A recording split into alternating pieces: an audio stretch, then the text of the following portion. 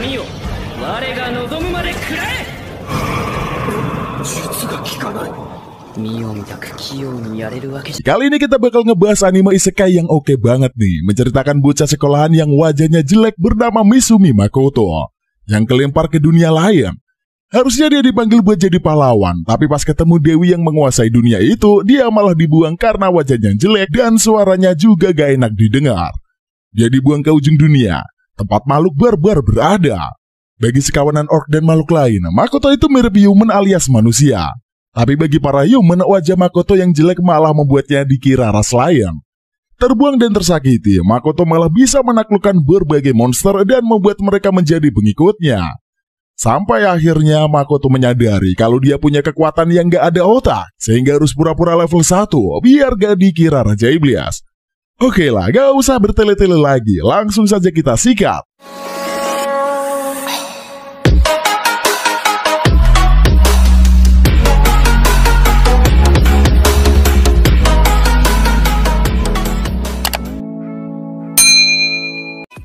Misumi Makoto adalah bocil sekolahan pada umumnya. Dia adalah anak ketiga dari keluarga biasa dan punya dua kakak yaitu Yukiko dan Mari. Suatu ketika sepulang sekolah pas lagi mau baca novel baru dan rebahan di kasur, dia malah kejeblos ke dimensi aneh. Di depannya muncul bola cahaya yang mendekatinya. Bola cahaya itu bisa ngomong dan ngaku kalau dia adalah dewa. Namanya adalah Tsukuyomi. Ternyata Makoto tahu mitologi Jepang tentang Dewi Tsukuyomi. Saat itulah Tsukuyomi bilang kalau Makoto bakal dikirim ke isekai. Makoto protes karena dedekan begitu. Tapi Tsukuyomi bilang kalau Makoto emang berasal dari isekai. Bapak dan ibunya berasal dari isekai dan karena suatu malam dikirim ke Jepang. Makoto pun baru ngeh kalau dia emang gak punya saudara kayak paman, kakek ataupun sepupu. Intinya Makoto bakal dikirim ke isekai dan mau bantu seorang dewi di sana. Jika Makoto menolak, maka kedua kakaknya yang bakal dipilih. Gak mau ngerepotin kakaknya, Makoto akhirnya mau. Tsukuyomi pun janji bakal ngasih Makoto kekuatan semampunya. Pas kontrak dibikinin, mendadak tubuh Makoto mulai melebur. Tsukuyomi sebel karena Makoto udah dipanggil Dewi di isekai, padahal belum kelar ngobrol. Tsukuyomi memperingatkan kalau Dewi yang memanggil Makoto itu agak bermasalah. Tapi dia janji Makoto bakal oke-oke aja. Makoto percaya omongan Tsukuyomi dan tubuhnya pun melebur seutuhnya. Makoto sampai di sebuah istana dan menghadap sosok yang super kinclong. Sosok itu adalah sang Dewi. Bukannya menyambut Makoto layaknya pahlawan, si Dewi malah bilang, muka lu jelek amat, sambil gak percaya kalau Makoto adalah anak dari bapak ibunya. Si Dewi bilang dunianya udah diserang dan dalam bahaya. Karena itulah ia memanggil pahlawan. Tapi pas ngelihat wujud Makoto, si Dewi malah bilang, pergi aja sono. Makoto pun protes karena baru aja nyampe tapi malah diusir. Pas dengar suara Makoto, si Dewi tambah menghina dan bilang kalau suara bocah itu jelek banget. Belum kelar sampai sana aja cuy, si Dewi bilang udah nyiapin pahlawan lain yang lebih cocok buat melindungi dunianya. Si Dewi memberi Makoto kemampuan membaca dan menulis di dunia sana. Setelahnya Makoto dilempar dari tempat itu ke dunia bawah. Pas Makoto jatuh melayang-layang, mendadak Tsukuyomi nongol di sampingnya. Dewa itu bilang kalau Tsukuyomi dulu hidup di dunia yang super keras dan penuh tekanan.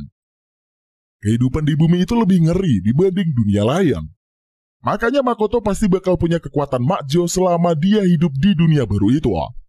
Tapi kalau Makoto mau tiar, dia tetap bakal mau tiar dan gak balik ke bumi. Setelahnya, Tsukuyomi pamit karena mau tidur selama beberapa abad. Sebelum menghilang, Tsukuyomi berkata kalau Makoto bisa bebas ngapain aja di dunianya yang baru karena udah dibebaskan dari peran pahlawan. Pas Tsukuyomi hilang, Makoto makin cepat terjun bebas ke bawah. Makoto jatuh ke tanah tandus dan gak kenapa-napa. Dia berjalan menuju sebuah gunung tinggi yang ada di ujung Cakrawala. Dia melalui perjalanan yang panjang dan udah lanjut terus selama 3 hari non-stop tanpa makan ataupun minum. Makoto aja bingung kok dia bisa bertahan hidup dan sehat walafiat meski udah jalan tanpa makan minum. Suatu malam mendadak dia mendengar suara minta tolong. Makoto celingak-celinguk kemudian lari ke suatu arah. Di sana dia melihat seorang yang dihadang monster jumbo berbentuk anjing kepala 2. Pas nyampe di sana, dia baru ngeh kalau seseorang yang mau dia selamatin itu adalah babi yang pakai baju kayak manusia. Meski menghadapi monster yang gede, Makoto nggak ragu-ragu. Dia lompat sana sini dan mengejar si monster dengan sekali serangan.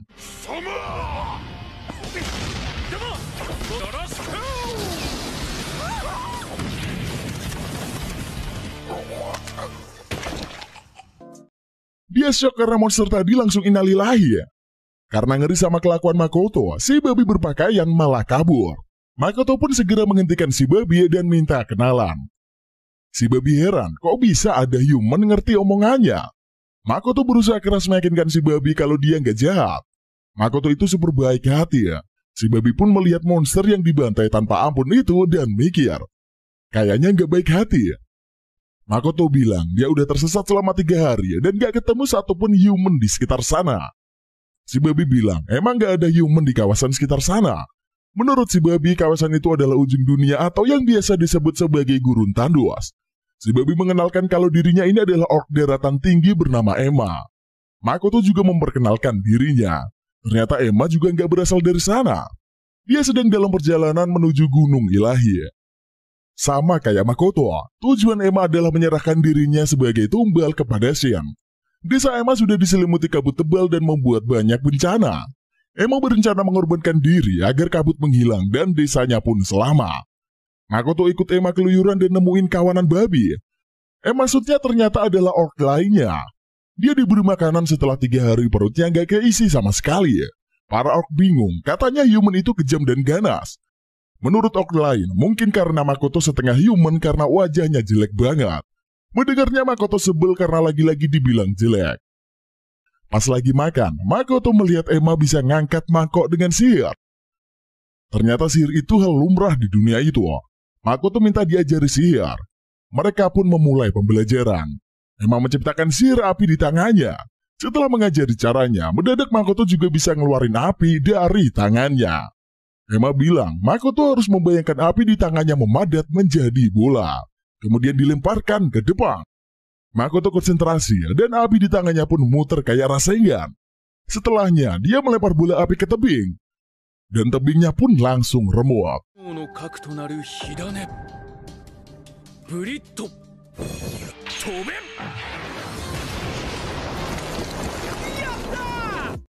Emma shock karena Makoto bisa menggunakan jurus bola api segampang itu. Emma bertanya berapa level Makoto. Lah Makoto aja baru tahu kalau dia ada level-levelan. Setelahnya prosesi pengecekan level dilakukan. Banyak orc yang ngumpul dan penasaran sama level Makoto. Beberapa orc menduga pasti mereka level 200 atau 300. Pas dicek ternyata dia masih level 1. Para orc pun langsung membubarkan diri. Emma pun melanjutkan mengajari Makoto beberapa mantra.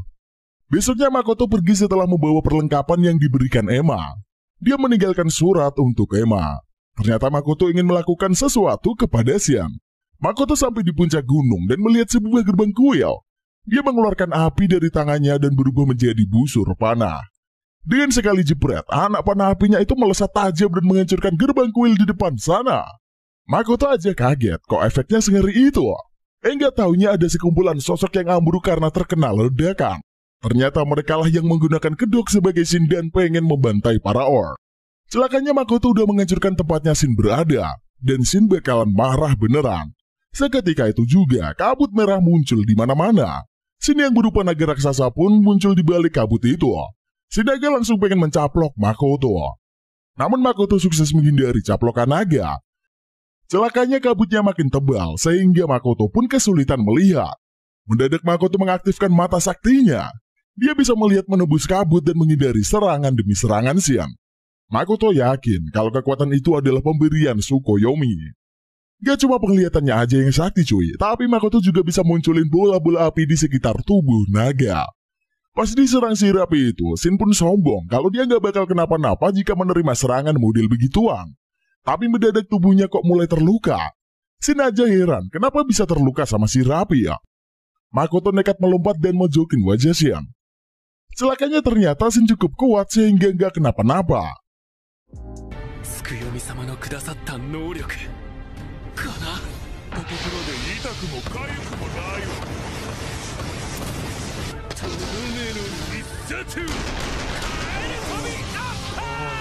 Tetapi Makoto tetap ngeyel dan menonjok Shin dari berbagai arah. Sebelum ditonjokin, Shin menciptakan kubus pengurung Makoto. Kubus itu ternyata adalah ilusi ingatan. Makoto mendadak ada di klub panahan. Pas lagi berlatih, mendadak ada cewek cakep mendatanginya. Cewek itu nembak Makoto. Pas tahu kalau dia ditembak, Makoto shock sendiri ya. Dia nggak ganteng ataupun pintar, kok bisa ada yang demen sama dia? Pas Makoto lama menjawab, cewek cakep itu malah nangis. Tapi setelah menguatkan hatinya, Makoto bisa terbebas dari ilusi itu. Dia pun menghancurkan kubus yang diciptakan Shin di sekitarnya. Bukannya ngamuk, Shin malah pengen temenan sama Makoto karena tahu dia dari dunia lain. Mereka akhirnya kenalan dan Shin menawari buat mengikat kontrak. Shin berjanji dia bakal berguna dan Makoto nggak bakal kecewa. Bukannya langsung nerima, Makoto malah jual mahal. Shin memohon karena dia tertarik dengan ingatan Makoto yang dari dunia lain. Karena dijamin bakal menguntungkan, Makoto pun mau melakukannya. Kontrak pun dibuat. Awalnya Shin berniat menggunakan kontrak 50%. Pas dicoba, kok ketahuan sama Makoto yang masih oke ya? Dinaikin lagi sampai 70-30. Kok masih kuat juga? Akhirnya Shin rela Makoto menguasainya 80% meski membuatnya jadi kayak budak. Kontrak pun selesai dibuat dan Shin melebur jadi cahaya.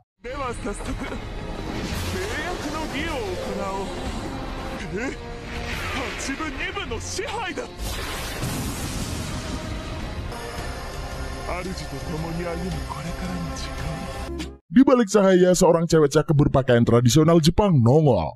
Ternyata itu adalah wujud baru dari Shin. Makoto kecewa karena Shin malah jadi mode cewek.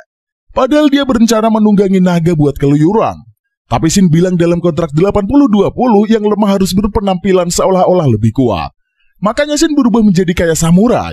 Dia gak sabar pengen mendapatkan katananya. Makoto baru ngeh kalau Shin itu pasti melihat ingatannya soal samurai dan pengen main samurai-samuraian. Mereka pun melakukan perjalanan. Shin menciptakan portal yang terbuat dari kabel. Pas mereka melewatinya, mereka sampai di kawasan yang subur dan super hijau. Makoto bertanya mereka ada di mana. Lah ternyata Shin juga gak tahu lagi ada di mana. Ternyata itu adalah ruangan yang hanya bisa dikendalikan oleh Shin. Di sana ada banyak banget tumbuhan dan satwa liar yang keliaran. Makoto merasa kalau ruangan itu dikendalikan Shin, pasti si Dewi Kampret itu gak bakal mengganggunya di sana. Makoto malah berencana membangun peradaban di sana. Setelahnya, Makoto bertanya apakah Shin ada hubungannya dengan petaka di desa Orc dataran tinggi. Ternyata Shin malah gak tahu apa-apa. Karena itulah Makoto pengen ke sana dan meluruskan sesuatu. Mereka pergi meninggalkan ruangan itu. Di luar, Emma baru aja sampai di sana. Emma meminta Makoto jangan menyerang Shin karena itu sangat berbahaya. Shin pun bilang kalau Makoto emang udah menyerangnya. Makoto protes karena yang nyerang duluan itu adalah Shin. Pas tahu itu, Emma malah shock. Harusnya Shin itu naga super jumbo dan overpower. Shin bilang dia tertarik dengan Makoto. Kemudian membuat kontrak. Berdasarkan kontrak itu, kekuatan Makoto jauh lebih makjos dibandingkan dirinya. Emma makin kena mental mendengarnya. Orc itu pun semaput karena terkejut. Pas sampai di desa Orc, semua orang berbahagia karena masalah udah kelar. Pesta dilaksanakan dan semua orang pun minum-minum sampai puas. Sementara itu Shin menawari para Orc buat pindah dari desa yang tandus itu ke tanah yang subur. Besoknya Makoto shock karena semua orang udah berkemas-kemas dan siap pindah.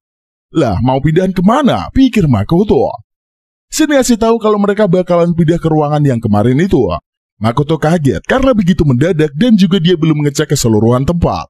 Kalau ada bahaya gimana? Mendadak bocil yang mirip Shin itu nongol. Dia bilang bakal mengatasi setiap bahaya yang ada. Makoto pun makin shock pas tahu Shin punya anak. Tapi Shin protes dibilang punya anak. Bocil itu adalah kloningan dirinya. Makoto auto teriak-teriak karena gak pernah dikasih tahu kalau Shin ini mengkloning dirinya. Shin pun bilang kalau waktunya tiba dia bakal dikasih tahu semuanya. Makoto bertanya ke warga desa apakah sudah memutuskan kepindahan baik-baik. Para warga desa ternyata sudah mantap mau pindah. Setelahnya Shin menciptakan kabut dan memindahkan mereka semua ke ruangan super subur. Para orc bakal menjadi penghuni pertama dari ruangan itu. Si bocil kloningan Shin juga ikut pindah ke sana dan menjadi pengaman para warga. Di sana para warga mulai melakukan pembangunan dan membangun peradaban. Beberapa hari kemudian, Shin dan Makoto juga tinggal di ruangan itu dan ikut membangun. Tapi Shin melarang Makoto melakukannya, karena sebagai penguasa wilayah, Makoto harus berwibawa. Makoto sebenarnya gak mau jadi penguasa, tapi karena dia adalah tuannya Shin, makanya dia gak bisa mengelak. Sepanjang hari, Makoto sibuk mempelajari elemen-elemen sihir. Sementara itu, Shin malah asik menonton berbagai acara TV dari ingatan Makoto. Pas tahu Makoto belum nonton kelanjutan episode serial yang Shin sukai, dia malah keluyuran buat mencari cara membangun televisi ya. Sepertinya Shin, Makoto juga berkeliling melihat pembangunan.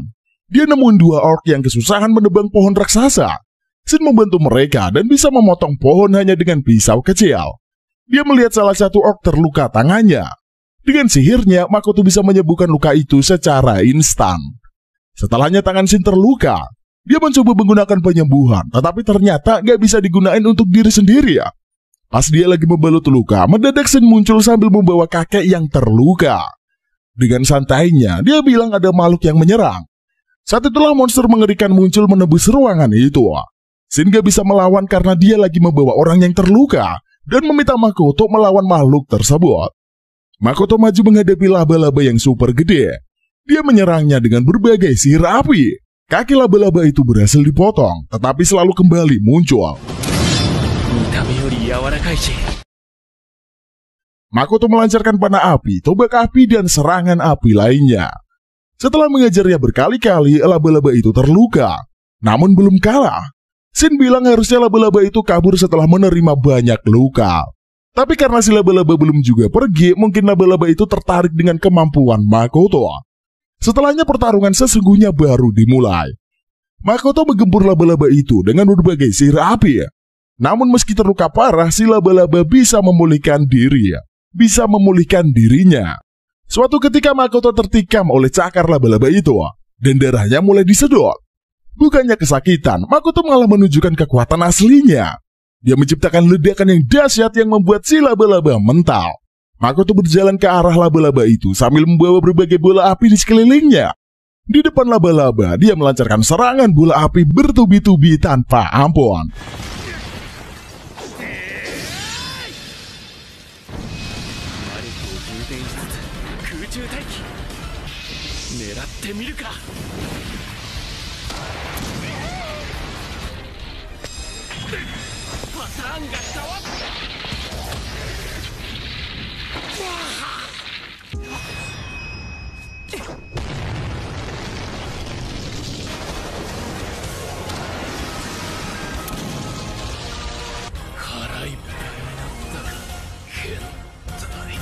Setelah puas dengan serangan api, Makoto menggunakan sihir air.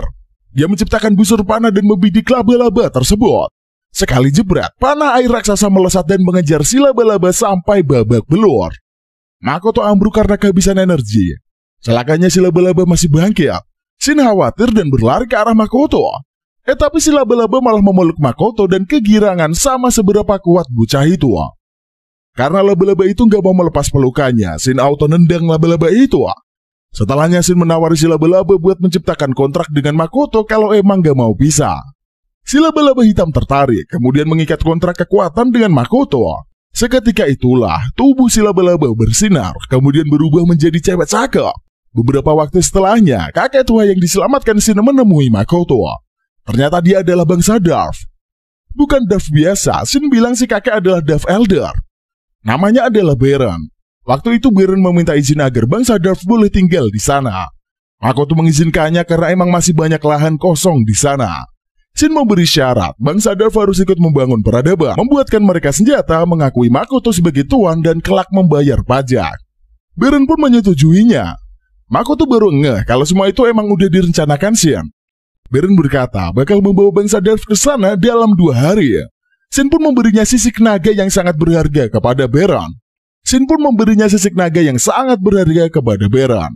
Dengan sisik itulah, Darth bisa mendapatkan keuntungan besar dan pasti dapat meyakinkan para warga Darth. Namun yang dilihat Makoto dah kayak pejabat korup lagi nego sama pedagang gelap. Beberapa waktu setelahnya, kehidupan di ruangan sumur itu terus berlanjut. Setiap hari Makoto selalu meluangkan waktu untuk keluyuran di ruangan demi mencari jejak-jejak ayah dan ibunya. Tapi sejauh dia melangkah, yang dia jumpai hanyalah dataran tandus yang membentang tak berujung. Pas lagi keluyuran menyusuri tanah tandus, mendadak Makoto melihat sesuatu di kejauhan. Dia yakin kalau di depan sana ada peradaban human. Pas dia mau ke sana, mendadak Shin nongol dan bilang ada urusan penting. Akhirnya Makoto terpaksa kembali ke ruangan subur. Ternyata Shin dan si laba-laba hitam minta dikasih nama yang bagus. Makoto sebel karena dipanggil cuma karena nama. Tapi bagi Shin dan si laba-laba hitam, nama sangatlah penting. Akhirnya Makoto memikirkan nama yang cocok untuk Shin. Setelah dipikir-pikir, karena Shin demen sama drama samurai, dia memberinya nama Tomoe. Makoto pun bilang Tomoe adalah nama samurai wanita yang paling hebat yang ia tahu. Shin menerima nama itu. Pas sudah punya nama Tomoe, mendadak kekuatan cewek itu meningkat. Ternyata ada efek peningkatan kekuatan setelah pemberian nama. Setelahnya giliran si laba-laba hitam yang harus diberi nama. Makoto bakal memanggilnya Mio. Si laba-laba hitam sangat happy mendapatkan nama cakep dan imut itu. Para warga dikumpulkan. Makoto baru sadar ada banyak banget yang tinggal di sana dan terdiri dari berbagai macam ras. Kedua cewek mengumumkan nama baru mereka. Panggil gue Tomoe, panggil gue Mio. Semua warga bersorak dan memanggil nama kedua cewek itu. Setelahnya giliran Makoto yang harus mendapatkan panggilan. Ada 3 pilihan, yaitu tuan, tuan muda, atau yang mulia. Setelahnya dilakukan pemilu, maka disetujui kalau Makoto bakal disebut dengan panggilan tuan muda. Setelahnya kepala desa dari bangsa Elder Dwarf yaitu Eld maju untuk memberi salam. Dia berkata kalau Makoto nggak kayak human. Makoto sedih karena itu artinya wajahnya jelek. Eld melanjutkan kalau Makoto bisa mengikat kontrak dengan Tomoe dan Mio. Pasti Dewi Penguasa Dunia sudah memberikan misi kepada Makoto. Mendengar nama Dewi disebut, Makoto pun auto jengkel. Dia gak sudi mendapatkan perintah dari Dewinya Beling itu. Eld pun memahami itu kemudian siap melayani Makoto. Selanjutnya Tomoe memperkenalkan pengikutnya yaitu ras Mist Lizard. Mereka adalah ras yang kuat dengan elemen angin dan air. Pas tahu kalau Tomoe punya pengikut, Makoto malah syok. Tomoe malah bilang kalau ditambah sama mereka yang seenaknya melayaninya, maka pengikutnya ada banyak banget. Selanjutnya giliran Mio yang memperkenalkan pengikutnya, yaitu bangsa Alke. Ternyata Mio emang kuat banget di kalangan ras laba-laba. Karena itulah semua bangsa Alke juga bakal tunduk kepada Makoto. Setelahnya Makoto meminta Mio dan Tomoe mengatur para ras. Mereka boleh memilih tempat mana aja. Yang penting jangan ada tawuran. Dia sendiri pengen keluyuran menuju kota human yang tadi ia lihat. Mencari apakah ada bahaya, tapi ternyata cuma ada di sana. Makoto celingak-celinguk mencari apa ada bahaya, tapi ternyata cuma ada dia di sana. Fix cewek tadi kabur karena melihat muka Makoto yang jelek banget. Dia pergi ke kota tapi para warga sudah siap tawuran. Makoto coba ngomong, tapi ternyata para human pakai bahasa yang berbeda. Mereka melancarkan serangan panah ke arah Makoto, sehingga Makoto wajib kabur. Dia baru ingat kalau si Dewi Kampret itu memberikan pengetahuan bahasa selain bahasa human. Makoto balik ke rumah dan overthinking. Para cewek nemenin dia, tapi gak bisa apa-apa. Emma datang dan menenangkan. Dia tahu kalau Makoto bisa bahasa berbagai ras, tetapi gak bisa bahasa umum. Ternyata bahasa umum adalah yang dipakai ras human. Dan ras human adalah ras yang paling banyak di dunia itu. Makoto tanya pada para cewek, apa bisa bahasa umum? Mereka kompak bilang, jelas dong. Masalahnya Makoto merasa kalau cuma gak bisa bahasa komunikasi harusnya dia gak diserang. Makoto gak terima kalau cuma karena dia jelek terus para human mau membantainya. Tomoe bilang, meski wajah Makoto unik, tapi penyebab utama human kabur adalah mana Makoto sangat gede. Makoto punya mana yang meluap-luap yang keluar dari sana sini dan mendistorsi udara. Jadi bagi human yang melihat Makoto, pasti yang mereka lihat itu kayak sekumpulan raja iblis yang mendadak nongol. Pantes aja orang-orang takut sama Makoto. Tapi Emma bilang kalau ada cara menekan mana biar gak meluap-luap. Tinggal bayangan aja seperti lagi nutup mana. Makoto pun melakukannya dan berhasil menekan mananya. Tapi Mio bilang itu cuma kayak ngilangin satu raja iblis di mata para human. Makoto sebel karena sia-sia aja kalau begitu. Meski demikian dia gak menyerah. Dia bakal mempelajari bahasa umum, mencari peralatan yang menekan mana, dan pakai topeng wajah biar wajahnya gak kelihatan. Dia bergebu-gebu pengen menaklukin masalah tersebut. Seminggu kemudian dia udah tepar karena kelelahan belajar. Dia cuma bisa sedikit bahasa umum. 2 minggu kemudian Eld membawakan cincin penekan mana. Pas dipakai lah malah pecah. Eld berjanji bakal menciptakan cincin yang lebih jos lagi ya. 1 bulan kemudian Makoto udah lebih lancar pakai bahasa umum. Eld datang dan membawakan cincin baru. Pas dipakai, mana Makoto beneran bisa ditekan dan cincinnya gak perlu pecah. Makoto happy karena udah siap berkunjung ke kota human. Makoto pakai topeng biar gak bikin takut warga.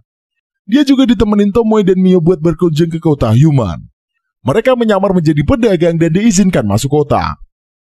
Makoto shock karena semua penduduknya super ganteng dan super cantik. Tapi bagi Tomoe, wajah semua orang biasa aja. Makoto kaget karena yang ganteng dan cantik begitu dianggap biasa aja sama Tomoe. Mereka semua pergi ke guild petualang. Resepsionisnya aja super cakep. Makoto menggunakan sihir pencipta tulisan karena belum lancar ngomong. Tomoe dan Mio bilang kalau tuan muda lagi kena kutukan sehingga kudu pakai cincin, topeng, dan juga kesulitan ngomong. Makoto pengen mendaftar ke guild itu. Dengan melakukan berbagai pekerjaan, mereka bisa mendapatkan banyak keuntungan. Semua anggota baru akan ada di rank terendah yaitu E. Mereka bisa naik rank kalau udah banyak mengambil pekerjaan. Tapi ada juga pekerjaan berbahaya yang bisa diambil. Guild itu memberikan asuransi untuk pekerja berbahaya. Tapi jika mengambilnya, mereka bisa naik rank dengan cepat. Ada juga kasus di mana klien datang dan menawarkan pekerjaan. Mereka bisa mendapatkan imbalan, tapi rank tidak akan meningkat. Makoto melihat daftar peringkat guild.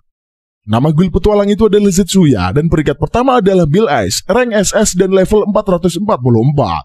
Makoto noleh ke arah Tomoe dan Mio. Ternyata mereka lagi ngecek level. Gulungan yang mereka pakai buat ngecek level udah mentok, dan menurut resepsionis, gulungan itu cuma bisa ngecek level sampai 400. Makoto pun shock karena belum apa-apa. Tomoe dan Mio udah masuk 3 besar guild Zetsuya. Resepsionis minta dibawakan gulungan yang lebih besar. Akhirnya datanglah gulungan yang bisa ngecek sampai level 1600. Pas dicek, level Tomoe ternyata 1320, sementara level Mio adalah 1500. Tomoe gak terima kalau levelnya lebih rendah dibandingkan Mio. Pas Tomoe ngomel, Mio bilang kalau gak peduli level siapa yang lebih tinggi ya. Tomoe minta dicek ulang, tetapi resepsionis bilang ada mereka berdua itu udah punya level yang gak ngotak dan paling OP di seluruh guild petualang. Akhirnya kartu guild pun dibikin meski Tomoe masih gak terima. Dari seluruh guild petualang di luar Zetsuya, level tertinggi sebelumnya adalah Sofia Bulga yang ada di level 920. Setelahnya giliran Makoto yang dicek, ternyata dia masih aja level 1 dan ada di rank E. Setelah mendaftar guild, mereka mencari penginapan. Pas sudah dapat, mereka segera beristirahat. Meski begitu, Makoto tahu kalau sejak masuk ke kota mereka udah diikutin. Dia pengen mencari makan dan meminta Tomoe menjaga kereta kuda mereka. Makoto dan Mio keluyuran, sementara Tomoe menjaga kereta. Pas malam, mendadak sekumpulan orang muncul dan mengepungnya. Di tempat lain, Makoto dan Mio ketemu seorang cewek yang sedang kesulitan. Gadis itu tampak menahan tangis kemudian memeluk Makoto. Dia ingin menunjukkan permintaan. Makoto mengajak gadis itu pergi ke penginapan. Sementara itu mas-mas misterius tampak tersenyum mencurigakan sambil mengamati mereka semua. Di penginapan gadis itu mengaku bernama Rinon. Dia sedang berpetualang dengan kakaknya dan tiba di kota itu. Karena butuh uang, kakaknya mencari pekerjaan. Namun sejak sebulan yang lalu kakaknya ngilang. Di sisi lain, Tomoe berhadapan dengan orang-orang berpakaian ninja. Dia bertarung dengan gaya samurai. Meski udah menahan diri, para musuhnya langsung mutiar. Pas menggunakan pedang, ternyata tebasannya juga super majos. Akhirnya dia berhasil menangkap satu ninja yang berusaha kabur dan pengen menginterogasinya. Dia kembali ke kamar penginapan. Mereka semua pun mencoba menyelidiki apa yang terjadi ya. Tomoe mencoba melihat keingatan dari ninja yang masih semaput itu. Di sisi lain, Mio muncul setelah membereskan orang-orang yang dibantai Tomoe dan juga udah mencari tahu lokasi di mana kakak Rinon mungkin berada. Makoto meminta dua cewek itu pergi mencari kakaknya Rinon. Pas Makoto melihat sketsa wajah kakaknya Rinon, dia sangat terkejut. Wajah itu mirip dengan Hasegawa, yaitu cewek cakep yang mengatakan cinta kepadanya dulu. Paginya Makoto keluyuran sambil membawa kereta kuda bersama Rinon. Sambil melakukan perjalanan di kota, Rinon mengingat masa lalunya. Dia dan kakaknya tinggal di kota itu selama beberapa saat. Kakaknya bekerja di guild itu untuk cari uang. Suatu ketika kakaknya balik dengan luka parah setelah gagal menjalankan tugas. Meski begitu, dia harus melakukan sesuatu untuk melunasi hutangnya. Suatu hari, Rinon mendengar desas-desus kalau kakaknya tidak bisa bertahan sebelum hutangnya lunas. Mendengar kakaknya kenapa-napa, Rinon yang tidak bisa berbuat banyak mencoba kabur. Tapi dia ketemu mas-mas yang menghentikan kabur dari kota itu. Kembali ke masa kini, Rinon tergeletak tak berdaya di sebuah ruangan gelap. Tak lama kemudian, Tomoe dan Mio muncul di sana. Mio menyebabkan lukanya dan memberikan pakaian. Mereka segera meninggalkan tempat itu. Di sebuah ruangan, mereka dihadang pria yang ternyata adalah orang terkuat di guild Zetsuya, yaitu Mills S. Kembali ke Makoto dan Rinon, mereka baru aja menjual buah-buahan dengan harga yang mahal. Suatu ketika Rinon izin pergi karena melihat pria yang kemarin menahannya. Makoto curiga karena Rinon mengaku tak punya keluarga di kota, karenanya dia menggunakan kekuatannya untuk mengecek apa yang terjadi. Makoto melihat Rinon masuk ke markas sebuah komplotan. Di sana Rinon bertanya, siapa yang menyerang gerobak kuda? Ternyata yang melakukannya adalah komplotan itu. Setelahnya Rinon memberikan info kalau Makoto menjual buah-buahan aneh dari tempat berkabut. Buah itu dijual dengan harga yang mahal. Mas-mas pemimpin komplotan pun meminta Rinon buat mencuri hasil penjualan tersebut. Rinon tak mau mencuri, tapi mas-mas itu bilang dengan uang itulah Rinon bisa melunasi utang kakaknya. Karena dijanjikan kakaknya bakal dibebaskan, maka Rinon mau melakukan pencurian itu. Kembali ke Tomoe, dia mengira Mills datang ingin menyelamatkan kakak Rinon. Tetapi ternyata dia salah. Beberapa orang muncul termasuk mas-mas yang meminta Rinon mencuri tadi. Ternyata Mills adalah pemimpin yang sesungguhnya dari komplotan itu, cuy. Mills berkata bahwa ada orang yang sangat kuat terlihat di depan kota beberapa waktu lalu. Ternyata yang dia maksud adalah Makoto. Nah, Mills ini menawari Tomoe dan Mio buat gabung ke komplotan mereka. Daripada setia dengan Makoto yang cuma level 1, lebih baik kedua cewek itu bergabung dengan mereka. Pas Makoto dihina, Tomoe dan Mio gak tahan lagi. Mereka pun menyerang. Tapi Mills bisa menciptakan dinding pelindung. Tomoe meminta Mio mundur karena dia mau memberi pelajaran. Sekali pukul, dinding pelindung itu pun langsung jebol dan ruangan sekitar ambrol. Pembantaian pun terjadi ya. Meski udah menahan diri, Tomoe tetap bikin semua orang di sana amburadul. Mio sesekali menyerang juga orang yang ada di sekitarnya. Mills juga digampar. Pas mereka gelut, ternyata bangunan di sana roboh karena gak kuat. Mills yang udah babak belur pun nongol dan menyandra kakaknya Rinon. Gak pakai lama, Mio dan Tomoe kompakan menjotos Mills sampai modyar. Pas sudah kelar memberesi komplotan Mills, Tomoe dan Mio malah banyak-banyakan ngalahin orang. Karena mereka sangat kompetitif, makanya mereka malah melanjutkan pembantaian sampai kota itu amburadul. Mereka kembali ke penginapan. Pas Rinon dan kakaknya happy dan turun di kamar, Makoto nemuin kedua cewek. Dia meminta Mio ngeluarin jaring laba-laba. Pas sudah dikeluarin, Makoto mengikat kedua cewek itu dan menghubungkannya ke anak panah. Karena sebel dua cewek bikin kota amburadul, Makoto menjepret mereka sampai mental jauh ke langit. Makoto melanjutkan perjalanan bersama Rinon dan kakaknya yang bernama Towa. Mereka sampai di base pertama guild petualang setelah dari kota Zetsuya. Di sana mereka ketemu dengan Luisa, Hazel, dan Ranina. Ternyata mereka mengira Zetsuya sudah hancur karena serangan monster, dan yang mengalahkan monster itu adalah Tomoe dan Mio. Karena itulah mereka harus pergi ke kota Saige untuk mendaftar di guild lagi ya. Mereka pun melakukan perjalanan bareng ke Shige. Sementara itu Tomoe pergi berpetualang sendirian karena ingin menaikkan level biar gak kalah sama Mio. Sepanjang perjalanan mereka diserang segerombolan tawon. Mio mengalahkan mereka dengan mudah. Ternyata mata dari tawon itu sangat berharga dan disebut Ruby Eye. Sepanjang perjalanan ketika ada tawon menyerang, mereka selalu mengoleksi Ruby Eye. Di perjalanan kemampuan Makoto memanah juga dipamerkan. Dia bisa menghabisi banyak tawon dengan panahnya. Beberapa saat kemudian mereka tiba di Shige. Belum juga ada kabar dari Tomoe sejauh ini. Mereka mendaftar di guild dan mengambil sebuah misi ya. Ada perusahaan bernama Rembrandt yang menginginkan Ruby Eye. Kebetulan banget karena Makoto udah dapat banyak Ruby Eye. Malamnya dia mengajak gengnya makan-makan. Pas sedang enjoy, Towa bilang kalau ada rumor gak enak soal perusahaan Rembrandt. Katanya siapa aja yang ngambil tugas dari perusahaan itu bakal celaka. Besoknya Makoto dan Mio balik ke ruangan di balik kabut. Ternyata semua orang bekerja sama dengan baik saat membangun peradaban. Makoto pergi ke markas para Dwarf. Di sana, dia melihat pakaian khusus yang fungsinya seperti cincin penahan mana. Makoto mencobanya.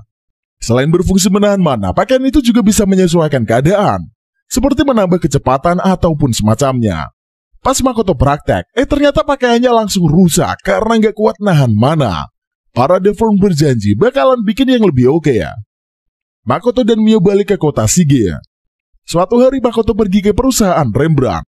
Semuanya tampak oke dan biasa aja, tapi pas ketemu sama pemimpin perusahaan, katanya apa yang dilakukan Makoto semuanya salah. Pemimpin perusahaan itu adalah Patrick Rembrandt. Ternyata dia nggak yakin orang level 1 kayak Makoto bisa ngumpulin Ruby Eye. Pas dikeluarin, Patrick shock karena Makoto beneran bawa Ruby Eye. Dia segera meminta maaf atas apa yang terjadi ya. Ternyata Patrick perlu Ruby Eye karena keluarganya terserang kutukan. Dia ingin membuat obat ambursia yang bisa mengobati segala macam penyakit. Makoto punya kenalan yaitu Hazel yang seorang alkemias. Dengan bantuannya, pasti ambursia bisa cepat dibikin. Patrick sangat senang jika Makoto mau membantu. Setelahnya Makoto pergi ke guild pedagang. Ada ujian yang harus dilalui kalau mau gabung ke guild itu. Makoto pun ikut ujian. Pertama di ujian tertulis, ternyata soalnya kayak ujian anak SD. Makoto lolos dengan gampang. Ujian kedua adalah dia harus dapetin material khusus dari monster. Dia boleh aja membawa material yang harganya lebih mahal. Makoto ngeluarin Ruby Eye dan beberapa material yang didapatkan dari petualangan. Dia pun lulus dan dapetin Gartoguil pedagang. Sementara itu, Tomoe membantai kepiting Guron. Dia membawanya ke ruang dan memasaknya bareng warga desa.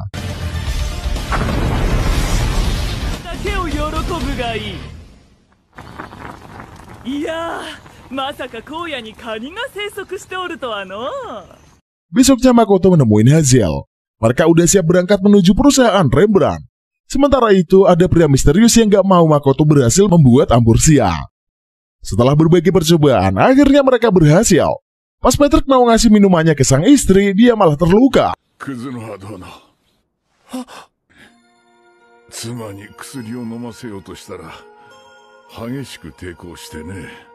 Makoto bertanya apa yang terjadi. Menurut Patrick, istrinya memberontak dan menyerang. Sepertinya itu adalah penghalang kutukan itu. Makoto beraksi, dia pergi ke kamar istri Patrick dan berhadapan dengan perempuan yang sangat ganas.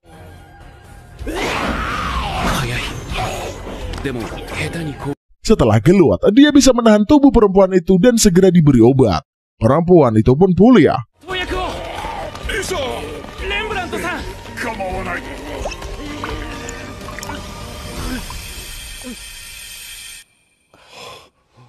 Makoto pergi ke pasien berikutnya.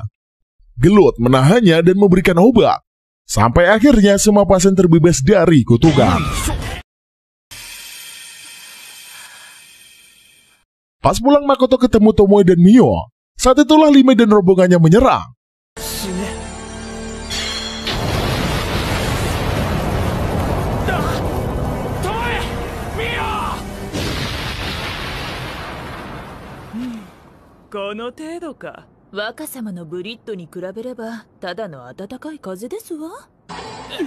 Mio gak mau ikut gelut karena udah diminta Makoto. Bisa-bisa kejadian kayak di Zetsuya terulang lagi kalau Tomoe dan Mio berkombinasi ya. Setelahnya, Tomoe melakukan pembantaian ke orang-orang lain. Tersisalah 5 seorang.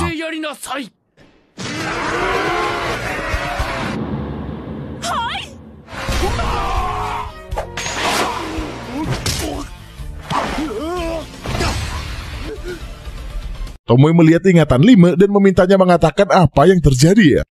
Lime berkata bahwa perusahaan Rembrandt membuat para petualang gak bisa ngambil banyak pekerjaan. Karena itulah dia bekerja sama dengan dukun. Niatnya cuma pengen bikin keluarga Patrick kena kutukan tidur. Pas di dukun beraksi, ternyata malah kebablasan dan ngasih kutukan level tinggi. Setelahnya Makoto membawa Lime ke hadapan Patrick.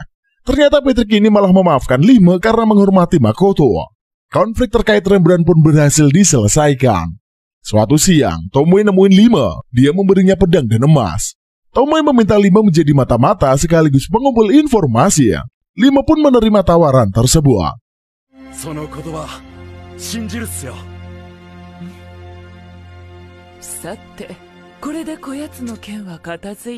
Makoto dan yang lainnya kembali ke ruangan. Mereka mendapatkan laporan kalau para calon prajurit dari Orc dan Lizardman tidak berkembang banyak kekuatannya. Masalahnya adalah karena masing-masing dari mereka sangat tertutup. Kalau kedua ras saling bertukar informasi dan cara bertarung, maka pasti mereka bakal lebih kuat. Tomoe mengumpulkan semua orang. Setelahnya dia meminta perwakilan Orc dan Lizardman maju. Keduanya diminta saling gelut. Setelah gebuk sana-sini, Orc menang.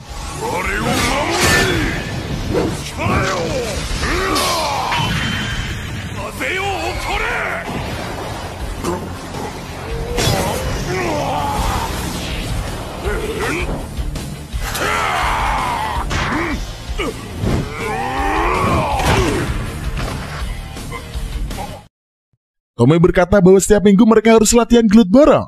Masing-masing akan diberi ranking. Dengan begitulah, kedua ras bisa saling mengetahui teknik masing-masing dan menjadi lebih kuat. Kedua ras itu pun bersemangat mengikutinya. Makoto dan kedua cewek balik ke Shiga. Mereka pergi ke Guild dan ternyata ada masalah serius. Mereka kekurangan regu yang kuat. Karena itulah, Makoto meminta Tomoe melatih Toa, Hazel, dan Ranina. Latihan habis-habisan pun dimulai. Mereka pergi ke sarang monster ganas. Dengan arahan dari Tomoe, Toa dan rekan-rekannya bertarung tanpa kenal lelah.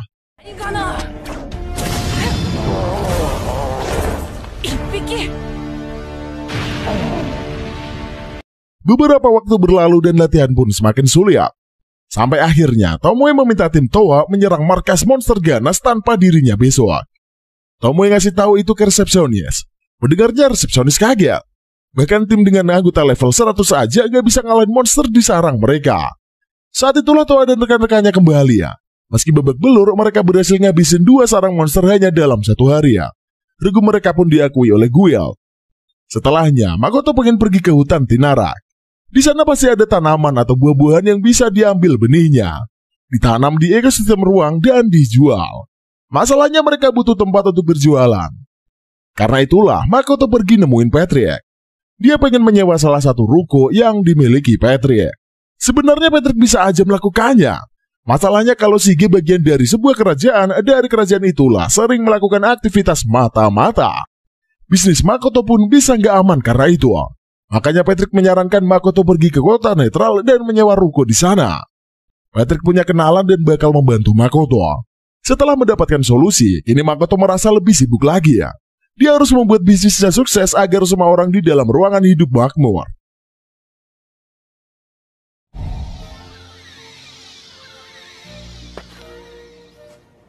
Onは売っておくものだな。ものすごくスムーズに話が進んでしまった。クズの葉商会の開店に向けてこれから忙しくなるぞ。 Sementara itu, beberapa petualang ternyata udah sampai di hutan Tinarak. Mereka menyaksikan hutan rimba yang sangat luas dan dipenuhi pepohonan besar. Tanpa mereka ketahui, 2 sosok misterius sudah mengintai mereka dari atas pohon. Kedua sosok itu membantai para petualang tersebut. Mereka tak akan membiarkan siapapun memasuki area hutan Tinarak tanpa izin. Sementara itu Makoto dan Mio pergi ke hutan Tinarak setelah mendapatkan info yang dibutuhkan. Mereka mencari bunga ambursia yang sangat berharga. Saat mereka keluyuran di hutan, ada kelompok petualang lain yang mengikuti mereka secara diam-diam. Sampai akhirnya Makoto dan Mio sampai di tempat sekumpulan pohon ambursia tumbuh. Di sana mereka dihadang 2 sosok penjaga hutan itu. Makoto dan Mio disebut sebagai pencuri ya. Saat itulah kelompok petualang lain muncul. Mereka ingin mengambil bunga ambursia. Tak mau hal itu terjadi, kedua penjaga segera melancarkan serangan. Tak disangka-sangka serangan itu sangatlah kuat. Makoto, Mio, dan rombongan lain pun lari kocar-kacir dan menghindari sebuah panah mematikan ke arah mereka. Beberapa kali, Makoto bisa menangkis serangan panah es yang dilancarkan. Namun sebuah panah berapi menyambar habis-habisan tanpa ampun. Terpaksa Makoto menciptakan perisai pelindung untuk menghalau serangan panah tersebut.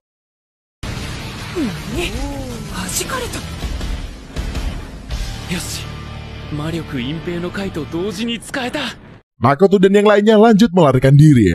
Sambil kabur dia mengerubungi Tomoe yang ngambek karena gak bisa diajak pergi. Meski begitu Tomoe tetap membantu mereka. Dia berkata jika bisa memunculkan kabut, Tomoe bisa membawa para petualang lain ke ruangan di dalam kabut. Makoto pun paham.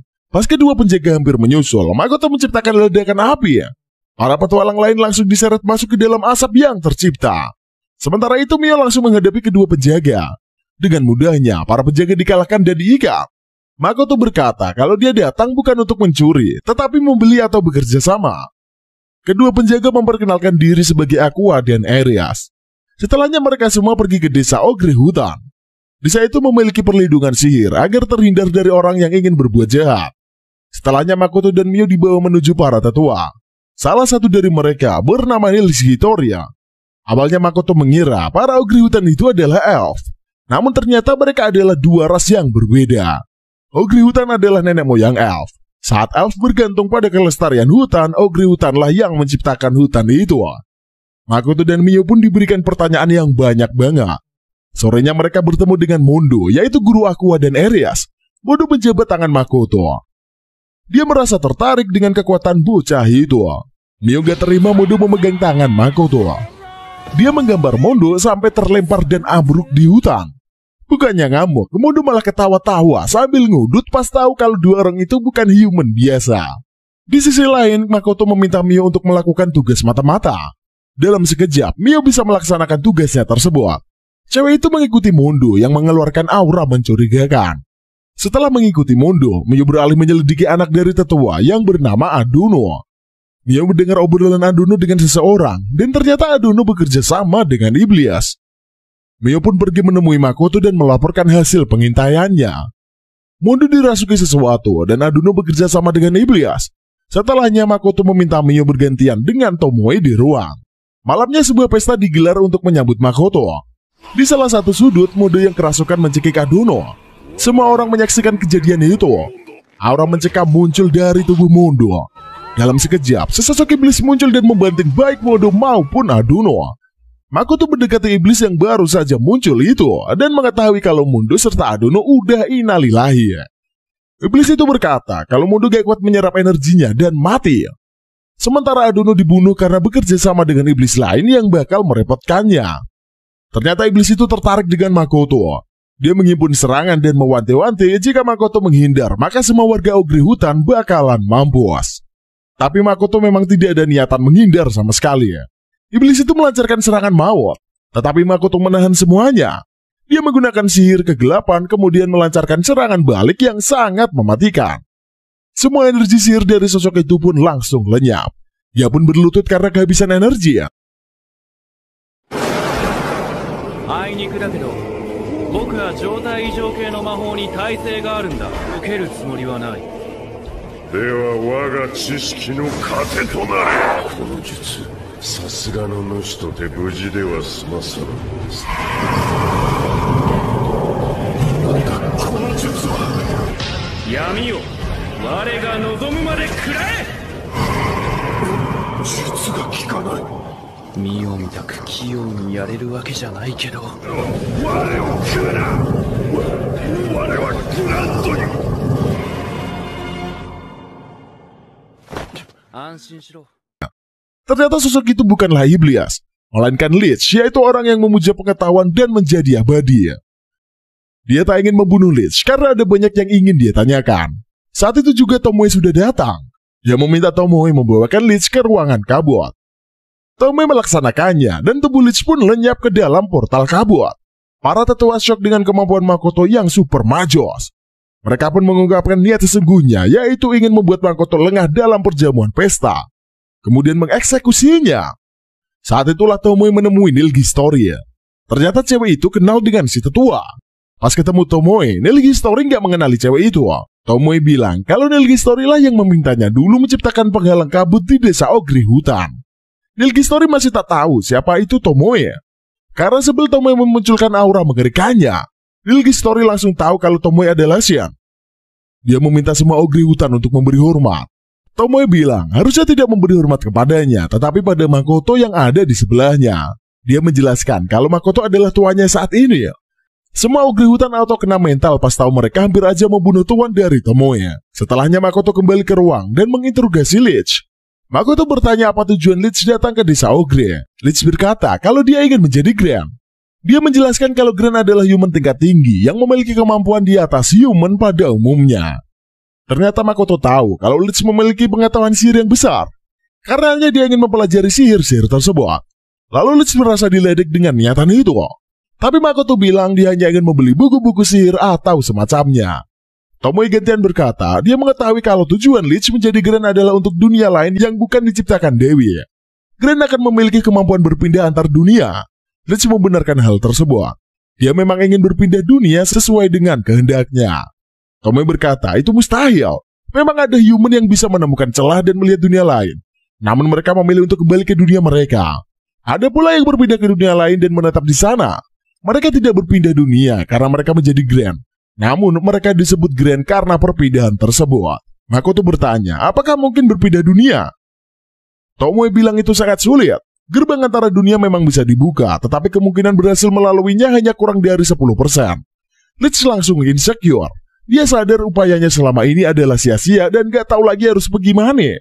Karena itulah Tomoe meminta Lich untuk mengikat kontrak dengan Makoto. Karena Makoto ingin mempelajari sihir, sekaligus dia juga ingin mencari tahu mengenai dunia lain. Maka dia sangat ingin menjalin kontrak dengan Lich. Sementara itu, para petualang lain yang ada di sana juga mulai bosan. Setelah mencari tahu tentang tempat itu, mereka ingin melakukan sesuatu. Kembali ke Makoto, dia akhirnya membuat kontrak dengan Lich. Setelah kontraknya selesai, muncullah Babang Tampan berambut gondrong di depan mereka. Tak lama kemudian, Tomoe tampak kesakitan. Dia meminta maaf karena sudah lalai, kemudian jatuh tersungkur. Sebuah ledakan besar terjadi di luar. Makoto bergegas keluar dan mengetahui bahwa para petualang telah menyerang. Dia mendapatkan kabar kalau klon Tomoe sudah dibunuh. Mengetahuinya, Makoto pun hilang kesabaran. Cincin penahan mananya meledak. Dia menyusul salah satu petualang yang baru saja tiba di Shiga. Dia sampai bertemu dengan perempuan yang mencuri pedang dari Darth. Perempuan itu menertawakan Makoto yang wajahnya jelek. Meski begitu, Makoto mengejar perempuan itu dengan pisaunya.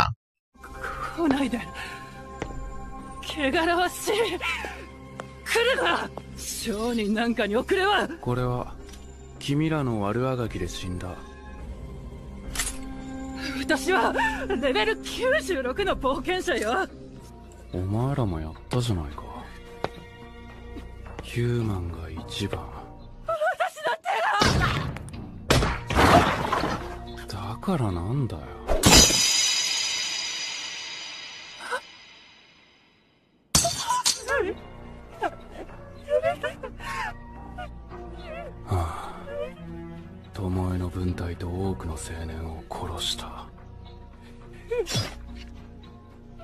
Sayonara.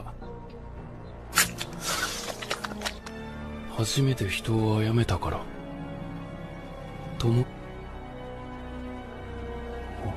Ore, nande?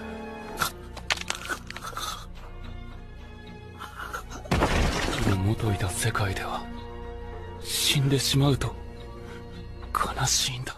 Tak memberi ampun, Makoto membunuh perempuan itu. Beberapa hari kemudian, Makoto yang kondisinya sudah lebih baik pergi menemui Patrick. Mereka kembali membahas kota netral.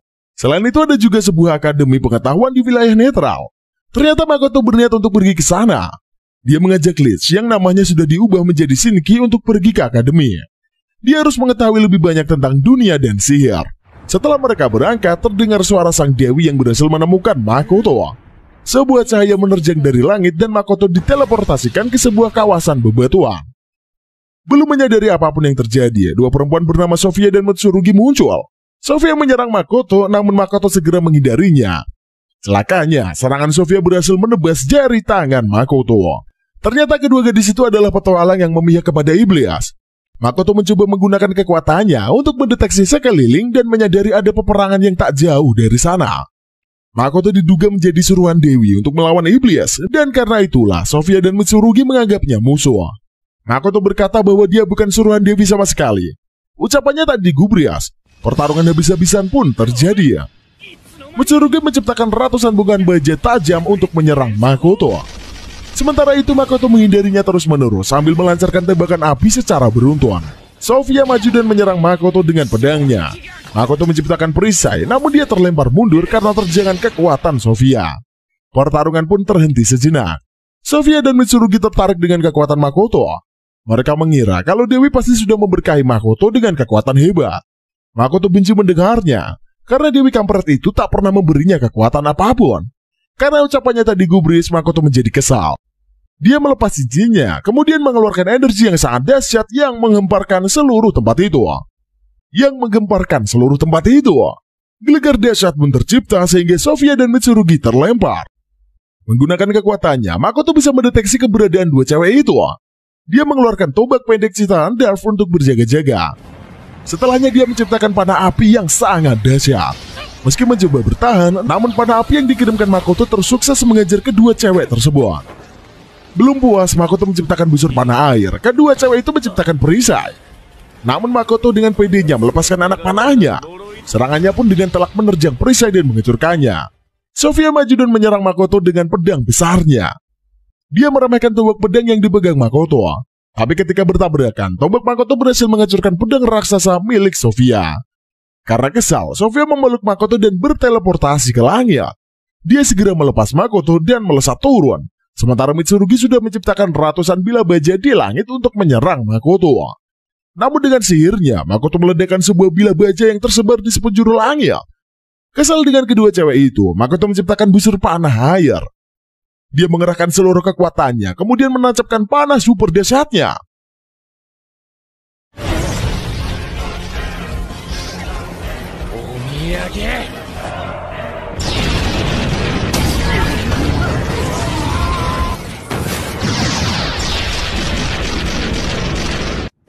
終わったか。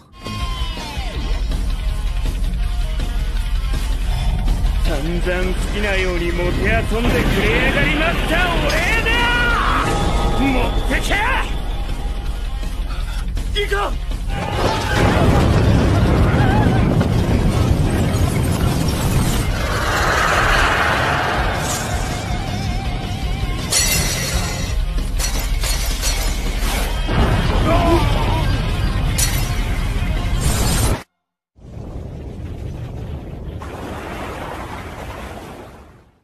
Terjangan keras tercipta. Seluruh kawasan di sekitar pun hancur. Termasuk kedua pasukan yang tengah berperang di kawasan itu. Makoto pun pingsan setelahnya. Saat dia bangun, dia sudah ada di ruangan. Jarinya yang kemarin putus juga nongol lagi ya. Setelahnya dia baikan dan ngobrol sama Shiki, Mio, dan Tomoe. Menurut Shinki, Makoto memang diseret secara paksa oleh Dewi untuk terlibat dengan peperangan human dan iblis. Karena Makoto muncul di arena perang menggunakan cahaya Dewi, maka dia dinilai memihak human, padahal Makoto bodoh amat dengan peperangan tersebut. Karena kejadian itulah, Mio dan Tomoe memaksa ikut Makoto dan Shinki. Akhirnya Makoto pun menyetujuinya, dan film pun usai sampai di sini.